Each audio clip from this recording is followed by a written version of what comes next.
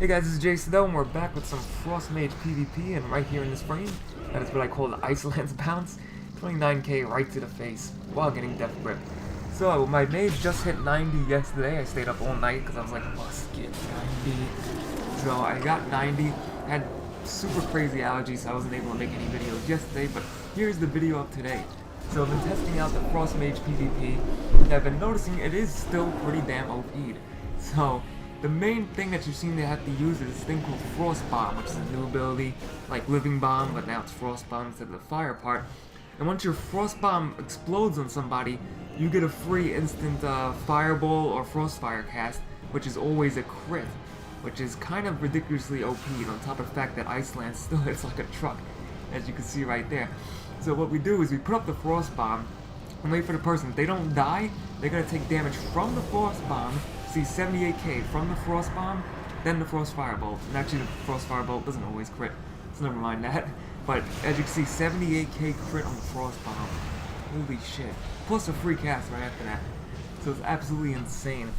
So right now I'm actually wearing a whole bunch of blue PvP gear, the vendor gear, and maybe one trinket I bought with honor.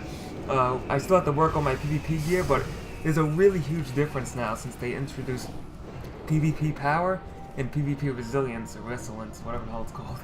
So what happens is, everybody has a certain amount of PvP resilience, or I'll call it PvP defense, even if they have no PvP gear on. But in order to do damage, you need the PvP power to break through the PvP defense. So I don't know why Blizzard implemented this, because it's very strange. But the more PvP power you have, the less that the PvP defense actually has an effect on you. So I have a pretty decent amount of PvP power, and I'm just ripping through people with my frost bolts and all that stuff. And I mean, Frost Mage is extremely fun, and they also added a whole, like, Blizzard added more tools to survive as a Frost Mage. Oh, Blizzard, how many people will you piss off? So, now, how do Frost Mages survive? So right now they have actually a new ability, Cold Snap. That's actually not a new ability. But Cold Snap not only reduces your cooldowns, but heals you for a certain percentage of your health, which is a huge percent. I think I get about an 80k heal if I pop Cold Snap. Not to mention the Frost Ice Barrier seems to hold up pretty decently as long as nobody's dispelling it. So it seems like actually in Mr. Pandaria, mages are less squishy than in Cataclysm. Like, even if you have no shields down, for some reason I was able to survive a lot in this battleground. I wasn't getting targeted that much, but even when I was still able to get out of it, especially using, what's that thing called? I forgot, Deep Freeze. There you go. Deep Freeze is your friend. That's the one where if you actually freeze somebody in place, then use Deep Freeze, they're stuck and they can't do anything. So I've been timing Deep Freeze correctly to save myself instead of do damage. Like, sometimes if there's just one guy sitting there, I'll use Deep Freeze just to light them up. Because the minute you use Deep Freeze, you can get about 3 Ice Lances off, and they all crit usually. So it would just be like 30k here, 30k here, 30k. Would you like a 30k? Here's a 30k. So that's what Deep Freeze is for, spamming Ice Lance or to be used defensively. So I actually play very defensive on my Mage, even though it seems like, you know, I'm blasting people with damage. Oh, another ability, Frost Orb. That huge orb that I just sent out really quickly. That is absolutely insane, because it slows people that are stuck in it, and will keep giving you your Ice Lance proc. I forgot the exact name of the Ice Lance proc, but it'll allow you to just keep spamming Ice Lance over and over. See, there goes the triple crit. And if you can get the Frost Orb out on a whole group of people, you will be destroying bitches everywhere.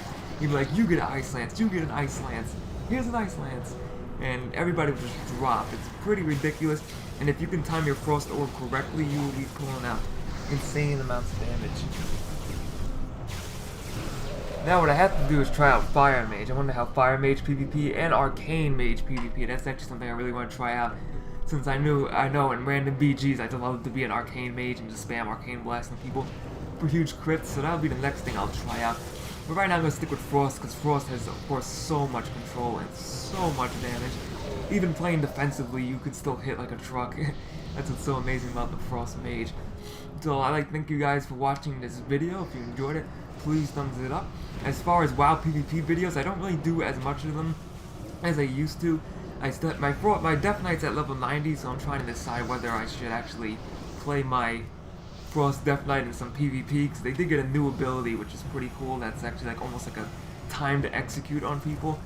and it would be pretty interesting to use since that's actually what I'm good at. I'm actually better at my Frost Death Knight than I am at my Mage, but I'm starting to think that maybe I'm better at Mage than Frost Death Knight, or maybe Mage is too easy to play.